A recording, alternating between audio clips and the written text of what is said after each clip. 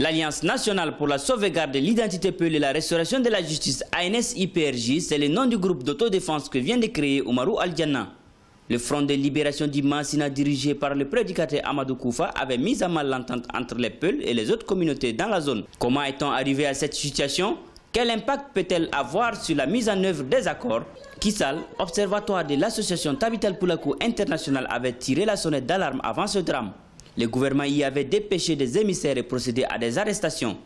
Oumarou Al-Dianna faisait partie de ces associations ayant pris l'initiative de tirer sur la sonnette d'alarme.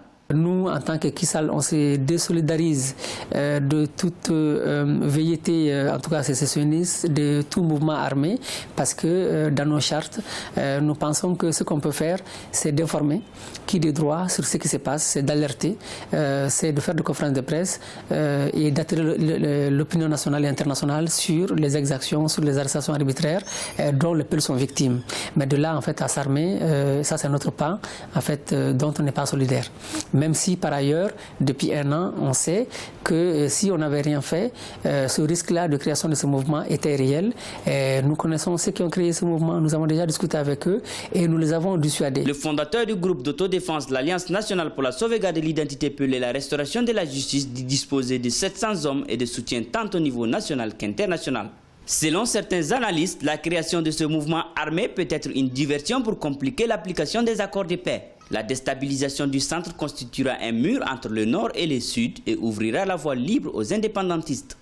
C'est la région de Mopti qui constitue le trait d'union entre le nord et le sud. Si cette localité aussi nous échappe, c'est qu'il n'y a plus de lien entre le nord et le sud. Et ça va arranger les indépendantistes qui n'ont pas de leur projet d'indépendance, qui, par la situation actuelle, ont dû mettre en surveillance leur ambition. Mais si une situation nouvelle se crée et profite et donne des opportunités d'aller à une indépendance, ils ne vont pas s'en priver. L'Alliance nationale pour la sauvegarde de l'identité Peul et la restauration de la justice ANS-IPRJ vient s'ajouter à la kyrielle des milices d'autodéfense dans la partie nord du Mali. Notons que tous ces groupes armés, qu'il s'agisse du MNLA, du Gatia, du Gandakoy ou du Ganda Izo, des Ansardine ou du Front de libération du Massina, sont d'obédience ethnique ou islamiste.